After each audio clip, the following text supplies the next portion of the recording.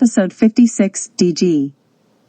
Cough, gag, wheeze, how Utah teens visualize the air they breathe. Granger High students create artwork in the fight against pollution.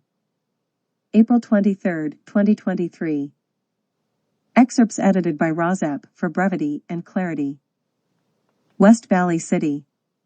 A high school girl in Utah formed a stark memory during her first year in the Salt Lake Valley.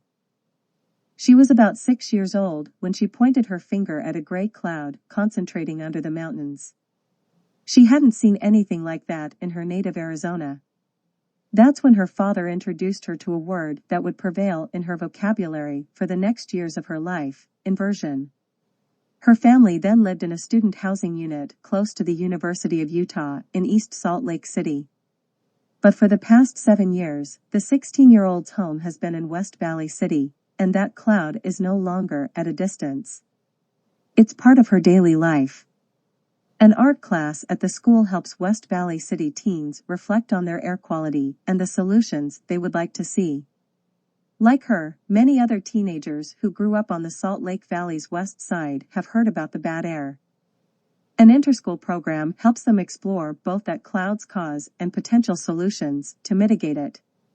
All of this through art.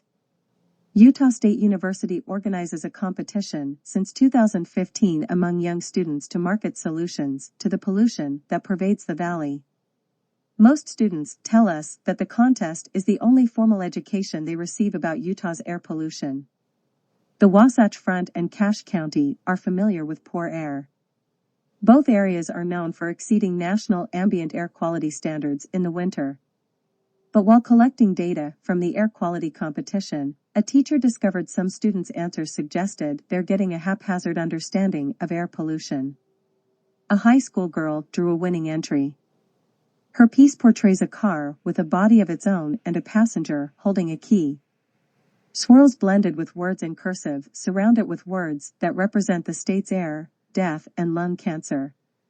A teacher said some students didn't know why they couldn't see the mountains in the winter. Which is surprising to me that a child would be unfamiliar with that at the high school level. Our state is too, and pollution is just something that we can't talk about in the schools. It's too politically divisive. From 3 art classes, the students submitted 75 pieces to the contest. A junior at Granger drew Uncle Sam, added a gas mask, and modified the iconic message to "I want you to stop, car, idling." He wants to bring change to his community whenever he becomes a driver. Vermont, Burlington. Rozep View. On March 7, Burlington voters approved Burlington, Vermont Ballot Question 2, which allows the city to impose a fee on certain buildings that install fossil fuel rather than renewable heating for the stated purpose of reducing greenhouse gas emissions. The proposal failed to inform voters that systems fueled by wood are considered renewable.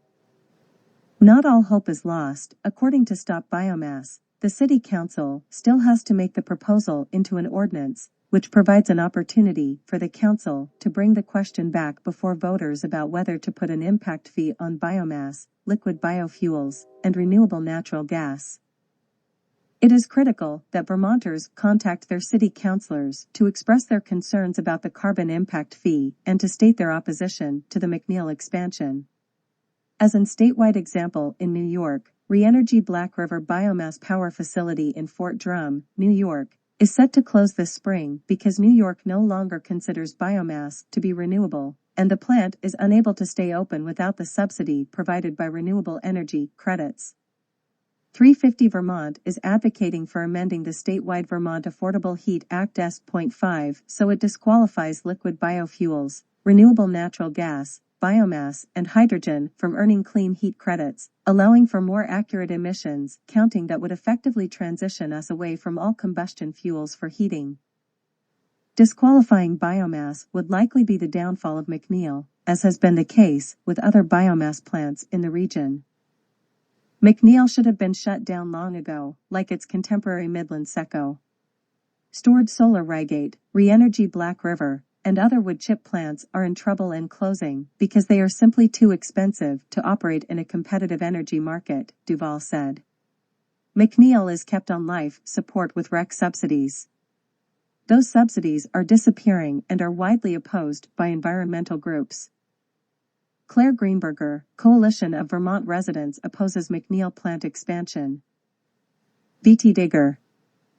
The troubling reality is that burning wood emits more carbon dioxide per unit of energy produced than burning fossil fuels, destroys forests. Claire Greenberger, Coalition of Vermont Residents opposes McNeil plant expansion. Excerpts edited by Rozep for brevity and clarity. This commentary is by Claire Greenberger, a student at Middlebury College, and the Media and Communications Fellow at 350 Vermont, an environmental justice organization based in Burlington. A 10-foot-high barbed wire fence encloses the McNeil Generating Station, a 9-story building routinely encircled by trucks and tractors. Every hour, 76 tons of wood chips are hauled inside the plant and burned. The McNeil Generating Station began operations in 1984. Burlington Electric Department today claims that biomass is a zero-emission alternative to fossil fuels. Burning wood emits more carbon dioxide per unit of energy produced than burning fossil fuels, and releases air pollutants that are harmful to human health. Burlington Electric Department and Vermont utilities depend on renewable energy credits. McNeil generates renewable energy certificates as it generates electricity. In New England, electrical utilities exchange environmental attributes. In some states, regulations for this trading process assume, wrongly, that burning biomass is zero emission, comparable to solar or wind energy. In 2019, renewable energy credits constituted 35% of McNeil's revenue. Burlington's net zero roadmap sets the goal of reaching net zero energy by 2030. It is one of the most aggressive municipal climate plans in the country. The plan omits two of Burlington's largest sources of emissions, the McNeil Biomass Plant and the Burlington Airport. They're cooking the books from the start. In December 2022, concerns about Vermont's statewide greenwashing, along with emergence of a decades-old plan to expand the McNeil plant, led to the beginning of Stop BTV Biomass, a coalition of Burlington residents, including both Duval and Gish.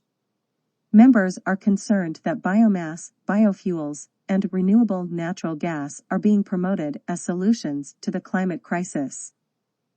Stop BTV Biomass opposes a new plan to expand McNeil by constructing a mile-long steam pipe that would supply heat to the UVM Medical Center, costing $40 million.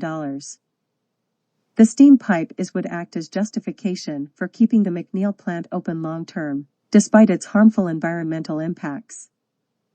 If you say McNeil is the critical steam supplier for the hospital, then that becomes the excuse to keep running McNeil all the time. The right thing to do is to shut it down and make sure every new building is super insulated and requires no heat. The steam pipe will allow McNeil to qualify for additional thermal renewable energy credits, traded via a local scheme enabled by Town Meeting Day Ballot Question 2 and S.5, the Affordable Heat Act, now under consideration in the legislature. The Affordable Heat Act supports biomass as a heating fuel alternative. It would require fossil fuel dealers to earn clean heat credits by switching their fuel supply over time from fossil fuels to approved alternatives. As written, the act would award McNeil clean heat credits. The incentive to transition to carbon-intensive and polluting fuels like wood, biofuels, and renewable natural gas is appearing in so many places that we are deeply concerned about the direction we are heading as a state, contends Stop BTV Biomass. Stop BTV Biomass believes in the importance of education campaigns to raise awareness and educate the public about the plant. Gish believes in exposing these mainstream climate solutions as a kind of desperate attempt to fit climate action within our existing unsustainable economic system.